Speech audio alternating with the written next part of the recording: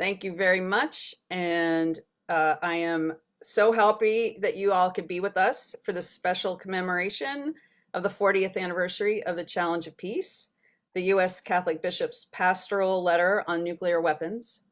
I'm Judy Code. I'm Communications Director for Pax Christi USA. During this event, all of the participants are automatically muted, and we will spotlight the speakers.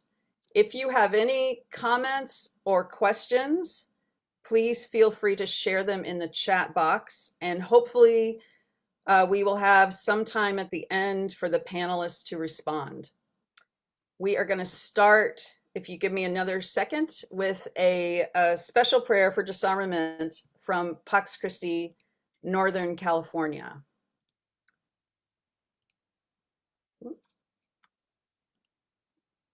That was not the right one.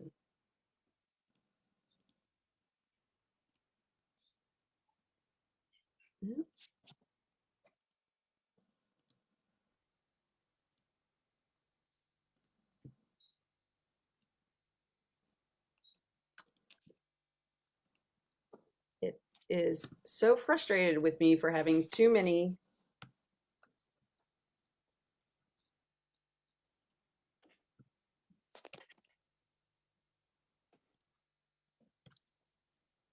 screens to share.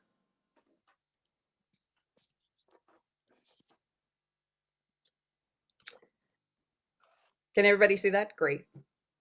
Prayer for disarmament. Breath of all that is, preserve us from our own madness. Direct us away from dealing destruction to others, a path which leads to the ruin of ourselves and our world. Protect us. Help us to hear you. Jesus Christ, beloved, show us your precious face in all others, you in us, and we in each other, from all places. Teach us how to lower our defenses. Feed us love which transcends fear. Heal us. Help us to let go of all fear. Holy Spirit, you call us in our minds, in our world, and through each other. Speak to us. Speak through us.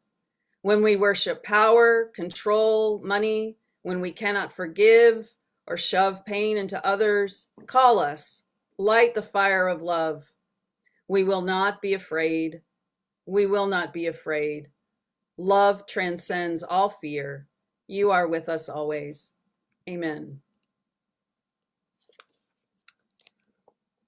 Before we begin with tonight's speakers, we do have a special message which we just received about an hour ago from Archbishop John Wester, who, as you know, wrote a pastoral letter last year on the futility of nuclear weapons and the need to choose nonviolence.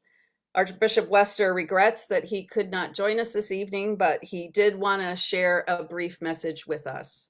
So again, your patience as we share this message from Archbishop Wester. Okay, y'all are you're not going to believe me that I know what I'm doing because it's going to be hard to believe.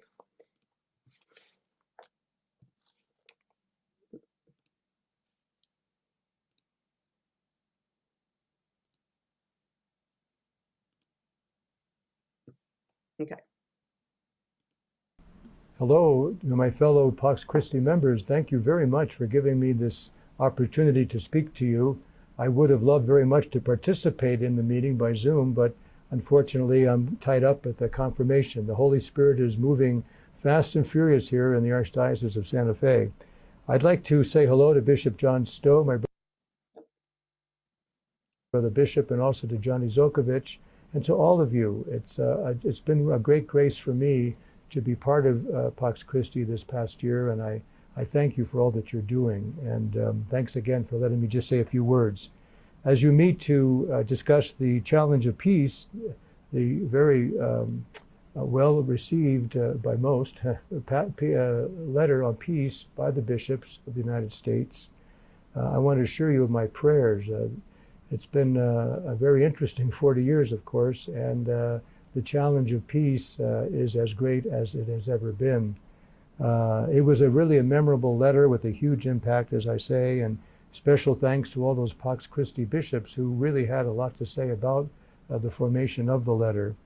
Of course, in that letter, as we all know, in 1983, they did allow for deterrence, nuclear deterrence. And now with Pope Francis's famous speech in Hiroshima, we know that even possessing nuclear arms is immoral. And so we have a great challenge ahead as we tackle these huge moral issues that have incredible and enormous impact on peace and on our entire civilization, our entire world.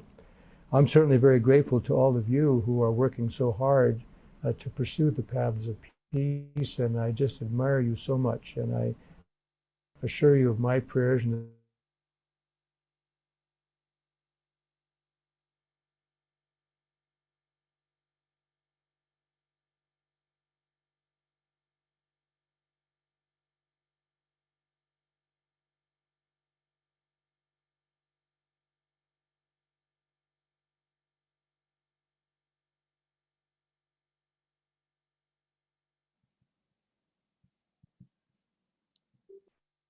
to raise an awareness of this pastoral letter and to give it a much wider audience. So I'll always be grateful to Bishop Stowe and Johnny Zokovich and to all of you for all that you did to promote the letter. I can't thank you enough.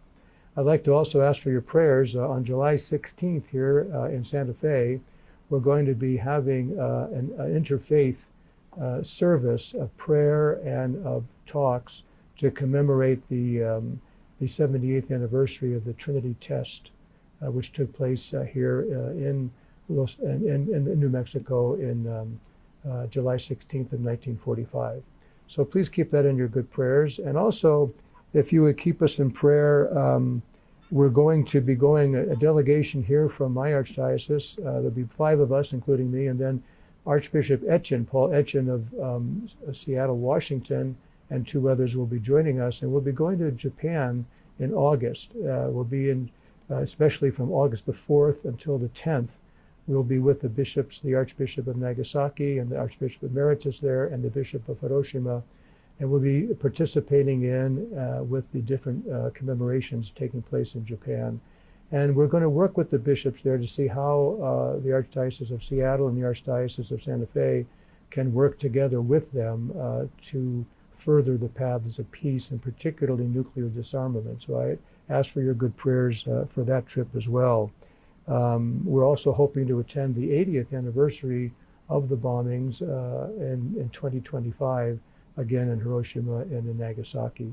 I also am grateful that we'll be, in our July 16th event, we'll also be participating with members of the downwinders and other people who represent those who have been affected by the making of nuclear bombs and the testing of them, those who have suffered greatly in their families from cancer and other such maladies because of radioactive poisoning. So I ask you to keep all of that in your prayers. So I just thank you again. I'm so grateful for the time you've given me. And I just wanted to let you know how I wish I could be with you through Zoom, but I'll be praying for your time together, and thank you for your prayers for us. God bless you all, and hope to see you soon. Hello, my fellow Pax Christi members. Thank you very much for getting. Thank you. That was great to hear from Archbishop Wester. So just to keep our evening going along, I am honored now to introduce the facilitator for tonight's panel. And I'm going to just,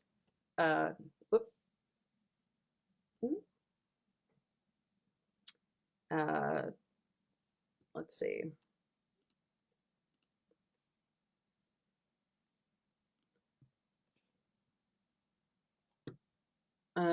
Josie,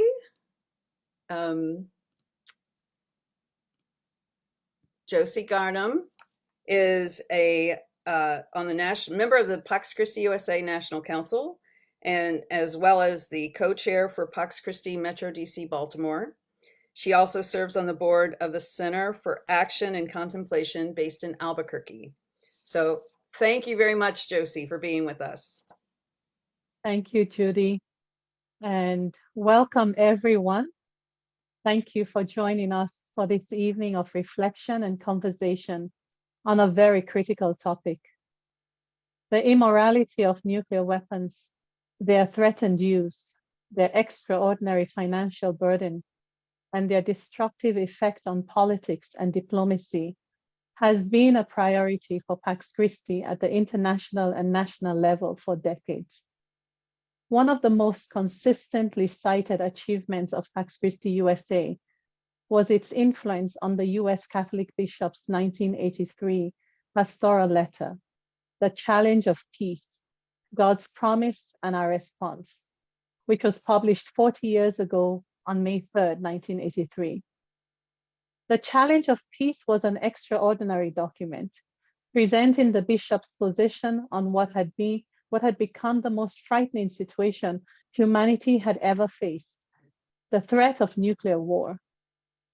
In his book, Dynamic Catholicism, Thomas Bokenkotter wrote, "The public attention and controversy this intervention arose was enormous."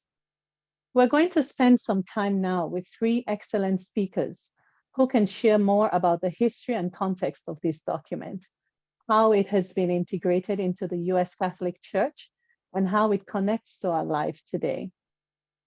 First, I would like to introduce Dr. Lisa Sowle Cahill, the Monan Professor of Theology at Boston College. Just 2 months ago, the Society of Christian Ethics honored Dr. Cahill with its 2023 Lifetime Achievement Award. The author of several books, most recently, Blessed Are the Peacemakers, Pacifism, Just War, and Peace Building, published in 2019. Tonight, Dr. Lisa, who has participated during the Catholic Nonviolent Initiatives conferences in Rome, will share with us some of the context and history of the time when The Challenge of Peace was published. Our next speaker is Pax Christi USA's own Bishop President, Bishop John Stowe of Lexington, Kentucky. Bishop Stowe, a member of the Conventional Franciscans, served as a pastor in Texas and Ohio before being named Bishop of Lexington in 2015. He serves on the subcommittee on the Catholic Campaign for Human Development for the US Catholic Bishops. Tonight's third speaker is Donna Tolliver-Grimes, Pax Christi USA Ambassador of Peace. Donna has worked for the US Conference of Catholic Bishops from 2000 to the present in social justice education with the Catholic Campaign for Human Development and the Secretariat of Cultural Diversity in the Church, staffing the subcommittee on African American Affairs. She is a Just Faith facilitator, a catechetical leader, and served on several parish, archdiocesan, and community boards in Washington, D.C. She is a former member of the Pax Christi USA National Council and recently participated in a New Peace Pairs project. We're going to start tonight with Lisa, who will provide some historical context to the pastoral letter. Lisa, over to you. Josie, thank you so much. I really appreciate it. So as you just mentioned, I was asked to give some historical context leading up to the document that might shed a little light on what it says and prepare the way for Bishop Stowe to take over and explain how it is a response of the bishops and, leads to continuing responses over the last 40 years. So there are three things that I would like to talk about. Probably there are many other factors that could be brought in, but I will mention the Cold War, the publication of the encyclical Pacem in Terris in 1963 by John the 23rd, and then more proximately to the pastoral letter, the election of Ronald Reagan as President of the United States in 1980. So first of all, the Cold War, of course, was a rivalry between the Soviet Union and the US and the allies of each that really started after World War II. And as those of us can remember who grew up during this time, The rivalry was framed ideologically and very passionately as communism versus democracy. And at the time, the Soviets wanted to control Eastern Europe. I think we're seeing a little bit of that still today, while the US wanted to prevent the spread of communist ideology to other countries, for example, in Latin America and perhaps most tragically in Vietnam. So the peak of the Cold War was really around 1949 to 50, and then there was a little bit of an abeyance of the tensions. But in 1958 to 62, it geared up again with competition in the development of a new type of missile, intercontinental ballistic missiles, that would be able to deliver nuclear weapons to other continents and therefore other countries. And as a result of that, the Soviets placed some of these intercontinental missiles in Cuba, not necessarily immediately to direct them at the United States, but at least to give them that capacity. And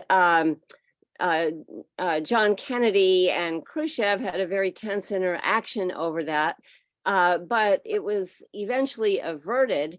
Nuclear exchange was averted, of course. And one thing that the Cuban Missile Crisis did show, essentially, is that neither country was willing actually to start a nuclear war. So that led to the Nuclear Test Ban Treaty of 1963. But unfortunately, over the next 2 decades, there was still nuclear arms buildup because neither side really trusted the other and neither really wanted to be vulnerable. So in 1963, then, John the 23rd wrote Pacem in Terris. And the gist of that was to call for disarmament over against this buildup that had been happening. And he condemned the buildup of nuclear arms, not just because of the threat of their use, but a big point of that encyclical was that the expenditures themselves were taking financial resources away from other very important human needs and particularly affecting the poor. John the 23rd also said that any use of any weapons to kill civilians indiscriminately was immoral. Of course, that applies to nuclear weapons. He called for nuclear disarmament, and he validated Christian pacifism. One thing that I would just like to note about this period, as same period as Pacem in Terris and also the Cold War, is that in the same time frame, there were Catholic peace activists like Dorothy Day who strongly criticized Pacem in Terris because it did not renounce just war theory. Dorothy Day and the Berrigan brothers, for example, who were very active. And the form of their activism was really a countercultural message, prophetic public actions, and the formation of nonviolent Christian communities. But like John the 23rd, their focus was not so much on practical steps to actually end the arms race. It was more the prophetic outcry and the witness. At that time, speaking historically, there was no substantial Catholic literature on or social movements around what we today would call peace building or peacemaking, which is more inclusive and socially interventionist and has a more, I don't know, I guess I'd say interventionist type of political profile. And of course, that we see a change in that 10 years later when the follow-up 10-year anniversary document was published in 1993. That was called The Harvest of Justice. The last point that I'll talk about is the election of Ronald Reagan. So he was elected president in 1980, okay, just around the time that the drafting of Challenge of Peace was getting underway and different versions were being reviewed by the bishops. And Reagan actually wanted eventual nuclear abolition. But in the meantime, he also wanted nuclear superiority for the United States. In fact, when he was elected, he planned a massive arms buildup. He thought a nuclear war would be winnable if the United States did engage in one. And he did not actually reject a defensive first use of nuclear weapons. He characterized the Soviet Union as the evil empire, and made the case that the US should not and could not begin to reduce its arsenals until it could be actually verified that the other side, the Soviets, were doing the same thing at the same rate. So surprisingly to some, I'm sure, Reagan then cultivated a personal relationship with and sought support from John Paul II. I think we know John Paul II more as the Pope who said, war never again, and war is always a defeat for humanity. But Reagan and the Pope had some things in common. They'd both been actors before they got their permanent jobs. And they were both fervently anti-communist. So the two seemed to kind of form a working relationship. In fact, Ronald Reagan went to visit the Pope at the Vatican in 1982, and they had, I think, a 45-minute private meeting and so on. So in June 1982, just as the Challenge of Peace was being drafted and revised, John Paul II sent a message to the UN affirming that arms reduction should not take place until it was verifiable on both sides, and that nuclear deterrence might still be morally acceptable. That seemed to support some of Reagan's nuclear policies, if not all of them, or at least to a point. And of course, the Challenge of Peace, which was to appear the next year in 1983, was also reacting to and partly incorporating some of those themes. But I will stop with that because I've now provided at least some insight into the historical context. And so I will leave it to Bishop Stowe to step in and represent the bishop's point of view. Thank you. Thank you so much, Dr. Lisa. That was a really great background. Bishop Stowe, give us your reflection, please, on the legacy of the document. Your insight would also be appreciated on why there was such a groundswell of bishops in Pax Christi USA in the 1980s who actively pursued peace and justice as central to the Christian proclamation. And today, we only have a handful who are as outspoken on such issues. Thank you. Sure. Thank you, Josephine. And Professor Cahill, thank you for the great historical background, and congratulations on your Lifetime Achievement Award. Very well deserved. You know, I want to pick up on what Archbishop Wester said in that little video about the challenge of peace is as great as it ever has been right now. And I'm amazed when I look at this document from 1983 at the process that was engaged by the National Conference of Catholic Bishops and USCC at the time of wide consultation and listening sessions across the country. Many of the things that seem to be so difficult to accept now as part of the synodal process were already being enacted in the drafting of this letter. There was a whole movement in the U.S. Church to enact the teachings of the Second Vatican Council, especially about the Church's relationship to the world, and of course, building on Pacem in Terris that preceded the Council and the direction of the Council, especially in Gaudium et Spes, that the Church has to be engaged in those issues that are facing all of humanity. And there was hardly anything more pressing in the face of humanity than the realities of the Cold War and the threat of nuclear annihilation. So the process across the country that was led by Bishop Bernardine, Cardinal Bernardine, and our own Bishop Gumbleton, one of our founding members, also had Bishop John O'Connor, who was then an auxiliary bishop for the military forces, as part of the writing team, together with two other bishops that had no known position on nuclear weapons. And Bernardine was able to steer this committee together with all of the changing factors that were going on, including, as we heard, the directive that Pope John Paul II, St. John Paul II, gave to the United Nations. Brian Hare and others were involved in the writing of this process and the research that was done. And the most controversial thing in the document was precisely the issue of the acceptance of deterrence. I would have loved to have been a fly on the wall in some of those meeting sessions, imagining Bishop O'Connor and Gumbleton talking about the importance of pacifism and the role of deterrence and all of the things that find their way into a letter that was meant to be a teaching document for the Catholics of the United States.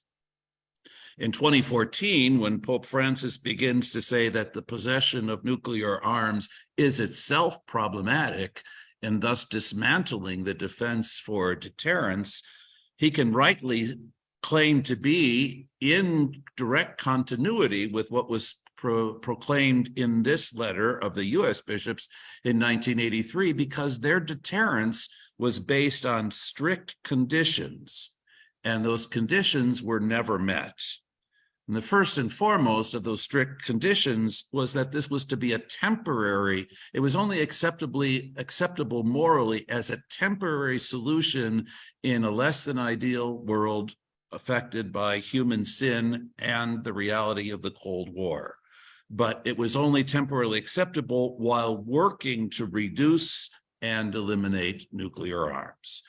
And the fact that the reduction process did not begin in tandem with the letter, and the other conditions that were not necessarily met were that there was a buildup. When the idea that was expressed in the letter was freeze with the nuclear deterrence that we have now, not build up anymore, and it certainly could not, that the nuclear weapons being maintained could never be used for first use, could not expand, and the idea of building up the most weapons was itself morally reprehensible, even if the idea of deterrence was possible for having nuclear weapons. So in 2014, Pope Francis declares that nuclear weapons possession is morally problematic. He uses some of the same reasoning that we had from John the 23rd in Pacem in Terris. Look what it does to the environment, he adds, but look what it does to the poor. And the connection of the reality of the poor, the connection of the reality of the earth are themes that are very consistent in the magisterium of Pope Francis. What the letter in 1983 did was reassert just war conditions, the just war theory in the new conditions of the time. It was helpful, and I'm sure Pax Christi had a role in the helpful nature of this letter by reminding Catholics in an otherwise very militaristic culture that there is always in just war theory a presumption against war, that war has to be the last resort. There is a justification of self-defense and the justification of preserving a just peace, but always as the last resort. The letter also asserted, as we heard John the 23rd mentioned in Pacem in Terris, that nuclear attacks on a population were morally repugnant. There could be no justification of nuclear bombing of an entire population. There could be no initiation of nuclear war. And the bishops in 1983 acknowledged that the limited use of nuclear weapons would be extremely hard to contain. How do you stop something that drastic, that devastating, once it's begun? The deterrence, again, was temporarily permissible as long as it was done together with steps towards disarmament. But the goal, the long hoped for goal, was a call for a nuclear freeze and to renew a comprehensive test ban. Then the bishops led into a more global discussion about war itself, reminding us that it's only justified in self-defense and that there's always a preference for diplomacy. And then what is often lacking in many church documents, a fourth section all about implementation with specific calls to clergy, to laity, to teachers, to social workers, to any number of people working in the church, and what they could do concretely to promote peace and to work against the possibility of nuclear war. So I'm amazed at the process that went into this, because ever since this letter and the letter on the economy, most of what we've seen from the U.S. Bishops' Conference has to do with more internal church-related issues. and much less responsive to the call of Gaudium et Spes on the church's relationship with the whole world. It did not go, the 1983 letter did not go as far as many would have hoped or wanted.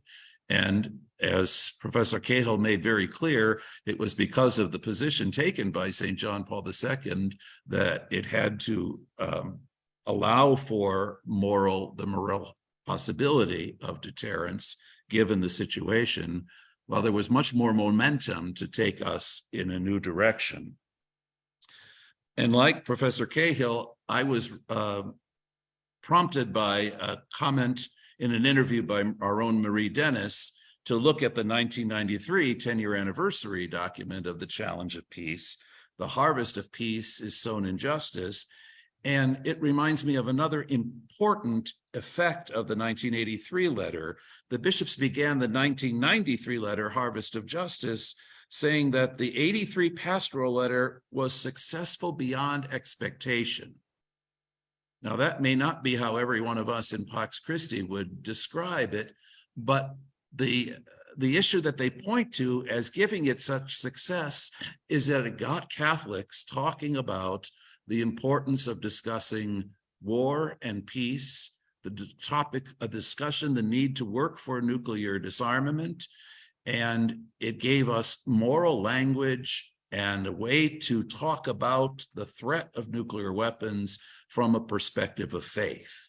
And that is indeed successful when we look back at things the way they were.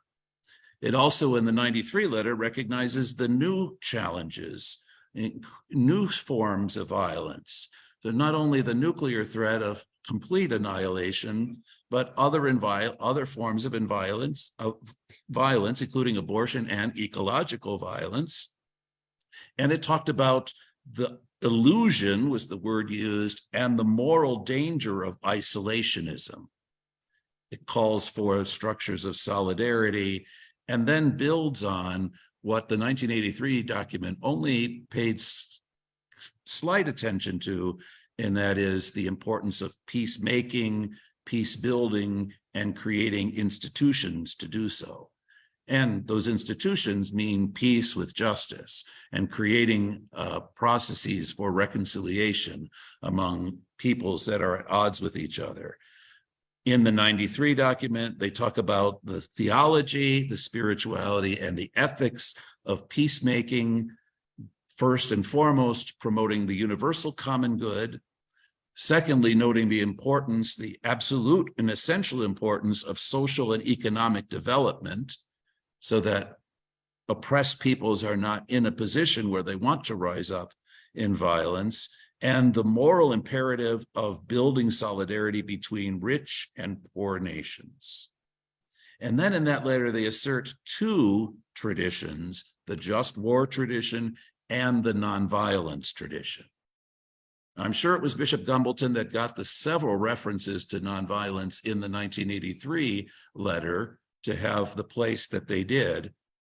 But they always were couched in terminology that says, well, this is a minority position, and yes, it can be legitimized, but it's only a few Catholics, and most people have no problems with going into the military, et cetera, et cetera. The 1993 takes it a step forward with recognizing two traditions, and then, as I think Professor Cahill already said, specifies the active nonviolent resistance and tries to clear up the false caricature of nonviolence as passive acceptance of violence and injustice. The 93 letter also talks about resisting nationalism, and it seems to be an important point to reassert today, the resistance of nationalism.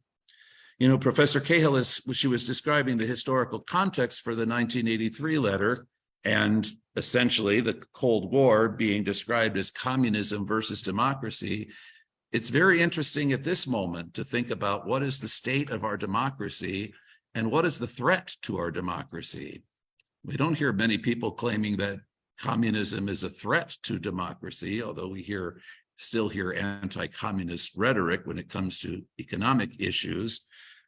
But strangely enough, there are those who don't even see the threat of what so the former Soviet Union, what Russia has done in Ukraine, as being something that we should be opposed to, and working for measures of peace and trying to promote a peaceful resolution of that situation, and the threats to democracy really coming from within the so-called victor of the Cold War. Kind of an interesting irony when we look at things in a historic perspective. Josephine's question, and I'll conclude with this, about why there are not as many peace promoting bishops in the country today as there were in 1983, specifically as members of Pax Christi USA, is I think in the intervening decades, we allowed the threat of nuclear war to kind of go onto the back burner. And I think it's only been recent events that have reminded us how close we still are to nuclear annihilation. The atomic clock that is set is moved forward in recent times, and the invasion of Ukraine by Russia has reminded us of nuclear powers and what they might be able to do. But in those intervening decades, I think the church in the United States was far more inward looking and not so much looking to the external. We had the so-called war in terror. So if you think about 1993 as the 10-year anniversary of the challenge of peace, by 2003, the preoccupation was all about the war on terrorism and the new forms of war and everything else. And again, the possibility of nuclear weapons was always raised, but the mutual assured destruction threat was kind of on the back burner. Hopefully, we can again begin to call attention, as Archbishop Wester has done so wonderfully, call attention to the threat that nuclear weapons are, and the continued testing and the continued buildup and the continued possibility of mutual destruction, or one side or the other can destroy everybody. Back in 1983, it was said, we can't be building up to see who has the most weapons. That's not morally acceptable. I remember the analogy that was used even at that time. If there are two parties that are swimming in a tank of gasoline, it doesn't matter who has the most matches, because one match can destroy them all. I think that's where we have to think. So I don't want to take any more time, and I'm sure Donna Grimes has some very important things to say. Thank you so much, Bishop Stowe. Yes, so Donna, please, would you kindly reflect on the connection between the challenge of peace and the expanded awareness of the plurality of our society and our multicultural church? Donna, you're on mute. Somebody always does that, right? Thank you so much, Josie, and to Bishop Stowe and Dr. Cahill for laying the table, setting the context for us to look ahead and to look at what the implications are today for this statement.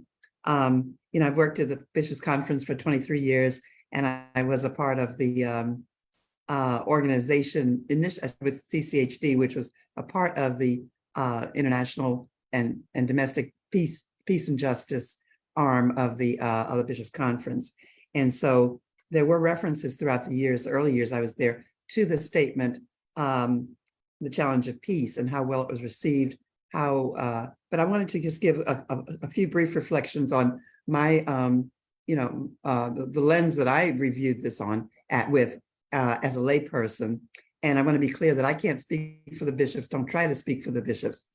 I even talked with our director, staff person, who's the head of the policy secretariats, and to ask what's happened recently. I know that there were the bishops have had a lot of statements. There have been many episcopal statements since the 1983 pastoral letter that expanded and on some of the themes of that original letter, and that highlighted some new thoughts about technology and strategies for addressing this and building peace. One of the things, the first thing I noticed is that the document, like the older documents, is 64 pages long. I mean, it's a very long document. By today's standards, the bishops don't put out documents like that anymore that are that long. It was a very collaborative process there was a lot of negotiation. And it seemed to me that they did bend over backwards to appease their various publics, recognizing the role of the church in the United States and the world as a player with the United Nations and, the politics and all that was involved. It was very heavily negotiated. The language was very heavily negotiated to balance considerations of the politics, diplomatic issues, technological changes, and theological issues. And many of the themes were already talked about by the previous speakers. But I did want to lift up one thing that struck me as interesting, especially from my perspective as I've worked in the Secretariat for Cultural Diversity in the Church for about 13 years, is that our bishops consulted, the U.S. bishops consulted with the Vatican, and the only others they consulted with were the United States, were U.S. bishops and European bishops and bishops conferences, Episcopal conferences. I was also struck by and maybe this is just endemic of the way the bishops are motivated to issue statements, pastoral letters and other statements, and that they clearly saw this as a moment of supreme crisis. Somebody's going to push a button and blow us all up, or it was just that important, and it reminded me of the bishop's statement when the bishops created the ad hoc committee against racism. There were so many things that built up to it, and the church appeared to the public, to the people in the pews, to be silent about a lot of issues that were of concern to people. And then with Charlottesville and some other things, that triggered a response, and they saw that as a crisis moment too. I was also thinking about one of the other things I picked up in the document was the way the religious imagination was described at the time. When we look back at the scriptures, we go from the Old Testament to the New Testament. We have that image of in the Old Testament, many battles, many wars that were righteous and just, and God was fighting for us and with us to acquire land and other resources. That was just sort of the thinking of the Old Testament writers. And that was important. But then as we shift to the New Testament, there's the model that really gets lifted up is the model of Jesus, of love, of forgiveness. In fact, radical forgiveness even. You're forgiving your enemies 70 times 7, and and many scriptures that relate to that. So it's natural that we would progress in our thinking, I believe, to go from a lot of emphasis on just war and strategies to mitigate wars and create more, to move into more of the peace building and peacemaking themes. And so the Harvest of Justice 10 years later, renewed that emphasis. And many of the themes were mentioned there. But the one thing that I picked up that wasn't mentioned, I believe, is that 10th anniversary statement encouraged a debate on the moral dimensions of U.S. foreign policy. And I think that's very important. I mean, there were some mentions of our policy, but to allow for more debate and more rigorous debate on that. And I think that now more than ever, it's very important for us we have more information about the interconnectedness, the interdependence of various nation states, and that we really need to really be looking at today. We need to debate the moral dimensions of U.S. foreign policy. Back at that time, there were only two superpowers, or everybody agreed there were only two superpowers, the United States and USSR.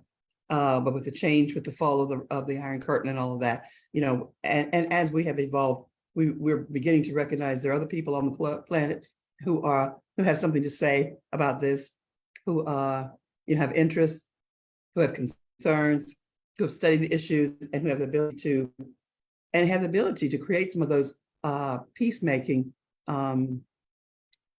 institutions and processes, within their societies. I think also there was the first mention of the vocation of peacemaking. I thought that was very important in the 10th anniversary statement. That whole idea that that we are called to be peacemakers, yes, and that was mentioned earlier. But this whole idea that we can really be formed and in ministry to be peacemakers. there are a few quotes that I wanted to just that I thought that really struck me as important. And Pope John Paul II said, we need a moral about face, and that was kind of mentioned throughout those documents. There's another statement that the church should continually pray for the divine gift and share in the human work of peace. And then last two, the arms race is one of the greatest curses on humanity and the poor. And as Dr. Cahill mentioned, back as far as Pacem in Terris, there's that recognition of the impact of war on the poor. And that and then lastly, Christians are called to live in the tension of the vision of the reign of God to come and its concrete realization of already, but not yet. And we live in that tension of already, but not yet. We can see it, we can visualize it. And so if you can see it, you can have it, right? It can be. Looking ahead, I just want to say a few words about some things that I think might need a little more emphasis. The 1983 document didn't name U.S. imperialism. And that's not surprising because of the mindset at the time. It wasn't recognized then, and it's not acknowledged now that the United States, the imperialism of the United States, that's I know that may be edgy for some, and people may, but when you look at what is imperialism, when we look at our pattern, we look at what we consider to be our national interest. We need to think that what is our national interest really in a world where we must live with others in peace and harmony, in cooperation and solidarity. The people of the United States are very generous, and we have some policies that really do reach out to those who are poor and in need, and that attempt to mitigate those issues that create conflict, that rise to from conflict on a personal level to conflict in families, conflict in communities, conflicts in the world. The United States the U.S. needs to rethink its national interest as an interdependent world.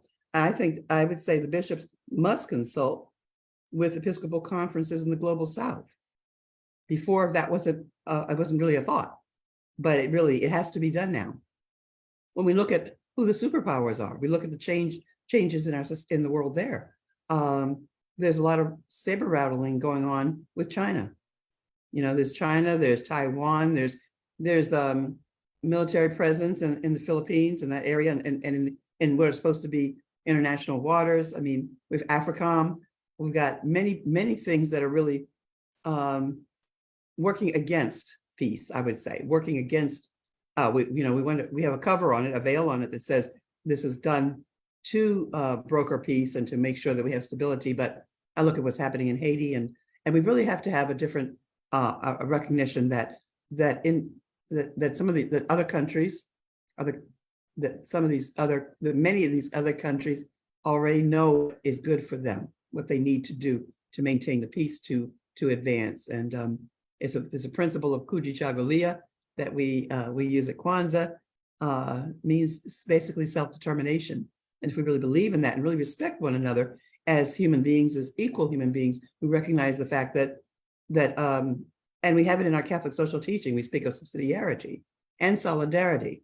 We have rights and responsibilities. We need to resolve issues at the lowest possible level rather than escalate them to the higher levels. And the United States is not the police office of the world and can fix all the world's problems. In fact, I mentioned U.S. imperialism because we are part of the problem in many cases, in many areas, as well as often, part of the solution.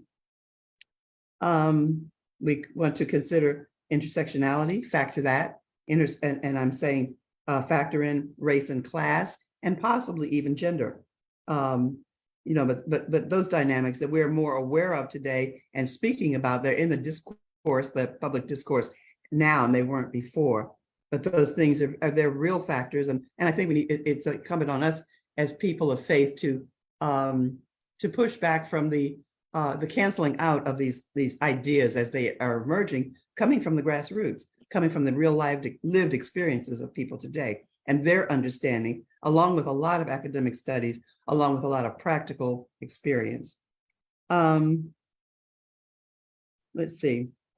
Another thing is there was a mention of building upon in the statement, building upon the public generosity of the American people. And we are a very generous people. And the more we understand the issues and problems and the root causes of poverty, the more we are able to and are motivated to really address those things.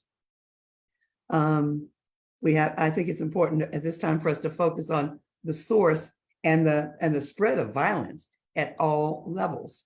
I kind of alluded to that a little bit before, within individuals, the anger that people feel within themselves, that they can just pull out guns and start shooting, the direction we're moving as a country to say, where we're very much opposed to abortion on the one hand, but on the other hand, it's okay for anybody in some places to have a gun, brandish it, walk around. I mean, it's just unconscionable. And then last 2 points quickly. I think we need a new faith-informed vision of military service.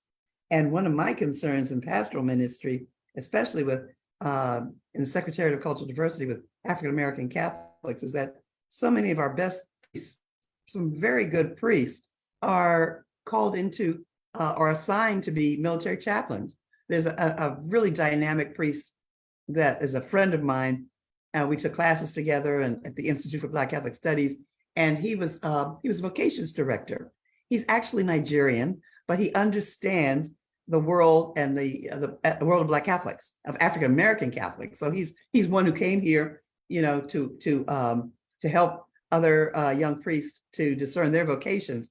He was called back to Nigeria. Now his bishop called him back. Now he's brought back to the United States again in the Archdiocese of Newark, and he's been called to. He's going to be assigned to military service. He was told to join the Air Force, and he's saying to me, he told me just the other day, he knows he can use many of the skills and experiences that he had when he worked in Black Catholic Ministry for Black Catholics in New Jersey.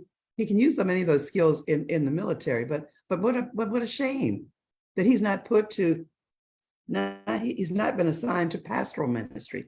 That's what we really need. We need we need priests, bishops too, but priests with a heart for the people, who care about the people, who love the people, who are willing to get in there with them and work through problems and work towards solutions. And it's just a shame that somebody like my dear friend would be put. I mean, he's going to be obedient and go, but I'm like, wow, what a, I would say what a waste. I would say it's misdirected. But then again, I'm speaking for myself as a layperson, laywoman, and that's where that is. So I think I would leave it at that. I did have a question though for you all, and that is as when all these statements, when the challenge of peace came out, I understand that there were a lot of really good, I assume, a lot of good resources that accompanied that statement. And if you could think of any resources that are still around that you thought were particularly good, it would be, I just suggest you put them in the chat, since all of your speakers are muted. If you could just put a few of those resources, if you remember any of those resources, because this is the thing that I've worked in this area for a while and I recognize that as at USCCB, my responsibility a lot of times was around putting out good resources that people could use, things that are accessible to them. So you take a document that's 64 pages long, and you maybe, you create talking points from that. You create ideas for how people can digest and utilize the information that they're receiving, that kind of thing. So I would just ask you to just feel free to put that in the chat. And at this point, I'm going to stop so Judy can do the next piece that she has. I hope I didn't talk too long. Thank you. Thank you so much, Donna. So, and we're going to invite Bishop Stowe and Dr. Lisa to join us again on the main panel. And we're going to take time. Actually, we'll respond probably to one question given the time we have. And we encourage others, please put your questions, your comments in the chat, and then maybe we'll email you later the responses, just so we don't go too much over time. But we would love to hear from you, and please, we'll save that and then we'll contact you.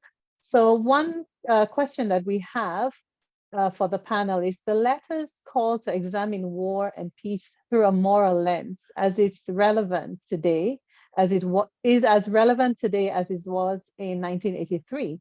In our world filled with violent conflicts, both large and small, what is the USCCB doing to question the justifications for violence and work towards peaceful resolutions? Should we start with who wants to answer this question? I'll open it up for the panel. Joseph, can you read the first part of the question again? What was the phrase? In our world filled with violent conflicts, both large and small, what is the USCCB doing to question the justifications for violence and work towards peaceful resolutions? So the letter's call to examine war and peace through a moral lens is as relevant today as it was in 1983. Yeah, the call to evaluate through a moral lens certainly is every bit as relevant. The conditions have changed for sure, but if we're on the precipice of the possibility of the use of nuclear weapons again, we have to bring that to people's consciousness once again.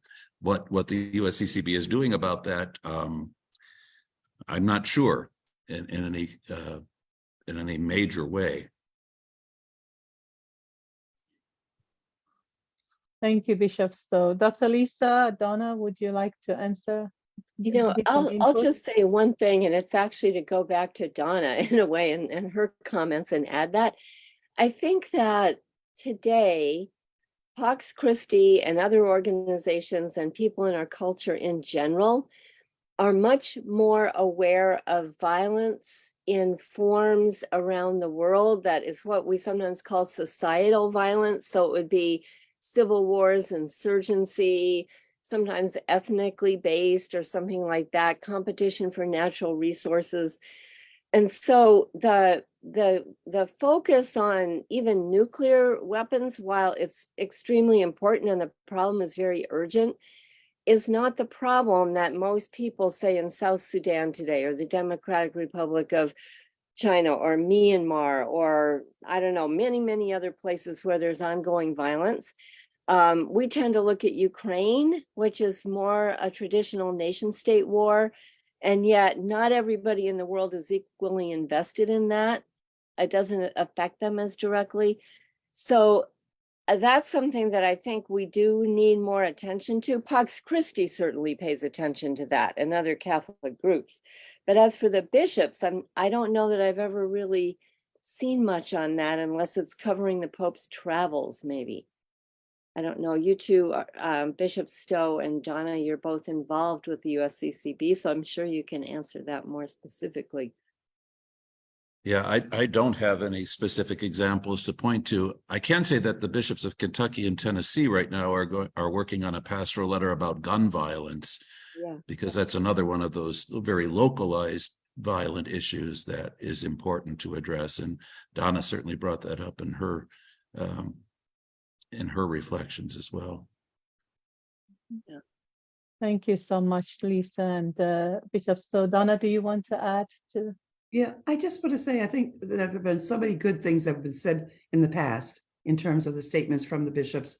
I don't see anything new except, I mean, Bishop Stowe would know better than I, but I do follow the press releases, and, it's just an interesting challenge for us. I think much has been said before. I think we have an opportunity, though, to connect some of these issues now and to help people in the pews. I think about those folks in the pews to see the connections between gun violence here and civil conflict in another country. And then you see how the people rallied around the Ukrainians and the concern, because the message we received, and as you said, Dr. Cahill, this is what we understand as war. We just saw the gory part of it. People suffering in the cold, and, very human rights related, but also the way it was framed was like, these people are just like us. They go to Starbucks. And I'm thinking, what about those people who are fighting in the Congo or in parts of the world?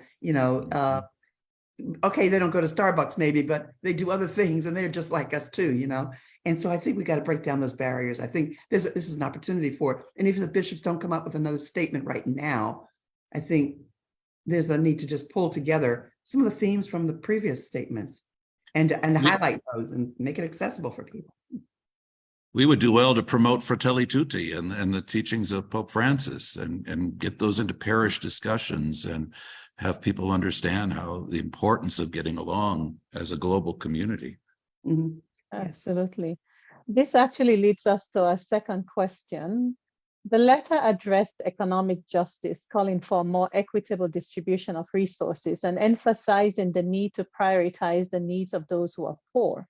When people are deprived of basic necessities, they become vulnerable to manipulation and migration and recruitment by extremist groups.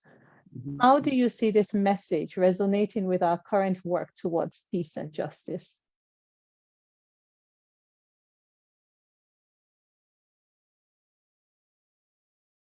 Who wants to take that? Well, who does the questioner mean by our? You mean the USCCB or Pax Christi or? So our means Pax Christi and those working towards, making sure that what this letter is speaking about is implemented, and we're working on nonviolence and we're working on this, all of that. So I think us in terms of USCCB and Pax Christi and the church, of course. I think what Bishop Stowe said is key to it, is bringing it up to date. I mean, we're talking about 1983, and I mean, I was around working. I was, a grown up at that point. But you got people who weren't even born, weren't even a twinkle, as they say, in their father's eye, and so it seems like ancient history. But Pope Francis has new statements and a language that resonates with people today, and I think it would do us well, Pax Christi well, to make the connections. Just lift up the 83 document, lift up the 93 document, but really those to me should support the work that Pope Francis is doing today. His words today, they resonate with a lot of people, and a lot of young people, I would say. I just think, yeah. Something that I feel strongly about. So Josie, you mentioned that I was at these two meetings in Rome, and at the last one I saw Bishop Stowe there as well. And I think that both of us would say that Pax Christi is very involved in the sorts of problems that I was mentioning and Donna was mentioning. And the USCCB, for some understandable reasons, is more focused on problems internal to the US. But I think there tends to be an issue that we have, whether we're working with Pax Christi or the USCCB, in seeing the way that sort of international dynamics work to create violence in local contexts. And I know it in Pax Christi or another group I'm involved with, the Catholic Peace Building Network, we tend to look at what peace activists are doing in specific other places, like the Great Lakes region of Africa or Mindanao, the Philippines, or somewhere. But what we also need to look at is, what are we doing in the United States economically or politically that's contributing to the dynamics that then produce violence in other parts of the world? And how can we address our own political, profile and our own behavior? And it's just so hard. We see the polarization, we see the name calling in our own country, and it's great to talk about it, but it is difficult to figure out how to really intervene politically. But that's a huge, I think, challenge that we have. Mm-hmm. Thank you so much, Dr. Lisa. We are getting very close to our time, and I don't want to hold our time too long. I think this is a conversation, as you've all said, Donna, you've reiterated that, Bishop Stowe and Dr. Cahill, we need to find more ways to have this discussion, and we need to have more conversations around this and see how we can, continue to open the platform for further discussions. There are a lot of questions that are coming in. I apologize that we'll not be able to get to those questions tonight. We'll find another opportunity for them, and we'll send your questions to the panelists today so that if they'll respond, and we'll share them with you by email. And thanks to all of those who have sent in their questions and shared in this conversation. Before we wrap up, I'd really like you to give us some time to invite Pax Christi USA's Director of Development, John Noble, to share just a few words for us. John, over to you. Thanks, Josephine, and thank you for moderating such a wonderful panel. It's a great opportunity when we're able to gather minds like these to discuss issues of concern, of peace and justice in the world today. From everyone from Archbishop Wester, who reminded us that the challenge of peace is still a reality today. Dr. Cahill, who reminded us that we're grounded in the history of those who have gone before us and that we're not alone in our struggle for peace. We have a great cloud of witnesses who we can look to and learn from. Bishop Stowe, who reminded us that we can stop something that feels drastic and devastating by building momentum for prophetic, faithful, moral possibilities. We, of course, heard from the inimitable Donna Grimes, who reminded us that as we move into a multipolar and pluralistic world, we can honor peacemaking as a ministry, a vocation, and a way of life that grapples with realities like American imperialism. And on that note, I was grateful that Dr. Cahill reminded us that for all the good that pastoral letters have brought us, it's movements like Pax Christi, both in the US and around the world, that are the places that, thanks to all of you, thanks to many of you on this call tonight, that Pax Christi is the place where a prophetic voice for peace is being raised in so many places and so many contexts. And if you want to make that a continued reality, I, of course, as the development person, am going to ask you to consider making a donation to our work for peace. So I've put the link in the chat there as somewhere where you can give to support that ongoing work. If you are a monthly giver, please consider a special one-time gift. If you're connected to an institution that would like to make a gift, please feel free to reach out to them, to get in touch with me. Whatever you can give, whether it's your time, a financial donation, or your prayers for our ongoing work for peace, just know that we are very grateful for you and for all that you, each of you, continue to do for the movement. Thank you. Thank you.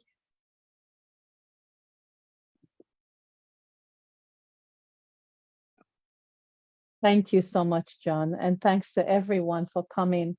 Thanks to those who have watched on Facebook. Thanks for, our panelists, amazing panelists. I think, John, you have taken the words right out of my mouth in terms of the excellent work they've said and they continue to do. Bishop Stowe, Donna Grimes, Dr. Lisa, we are so grateful for your contributions, for coming in today, and for the work you continue to do. I would like to remind everyone to join us next week, Wednesday, May 31st, for a special panel discussion on human rights in the Philippines. My colleague Michelle or Judy will put in the link to that event. We will close our time tonight with the words from paragraph 337 from the Challenge of Peace. And I'm also inclined to say a brief prayer for us. Let us have the courage to believe in the bright future and in a God who wills it for us. Not a perfect world, but a better one.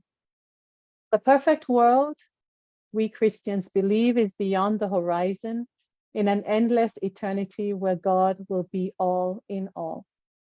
But a better world is here for human hands and hearts and minds to make. Let us pray. Lord, you are the ultimate source of peace, love, and justice.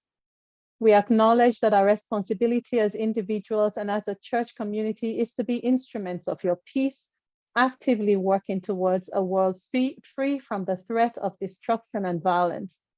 Help us to embrace the teachings and wisdom imparted in this pastoral letter and what we may respond faithfully to your call for peacemaking.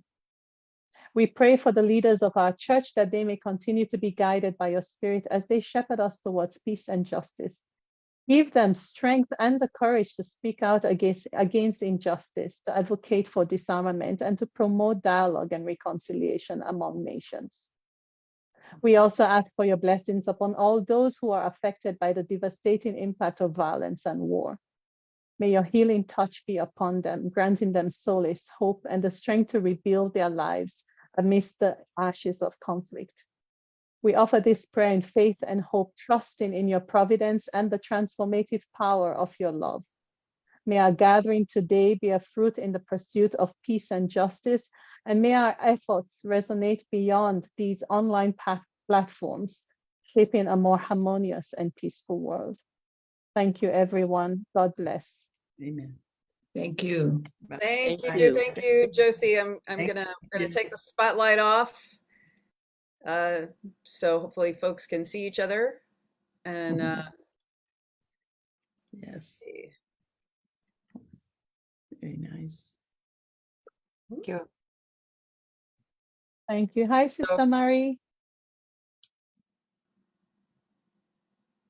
thank you to Bishop Stowe and Lisa Cahill and Donna and Josie, and behind the scenes help from Lauren and Michelle. So And Judy, thank you so much.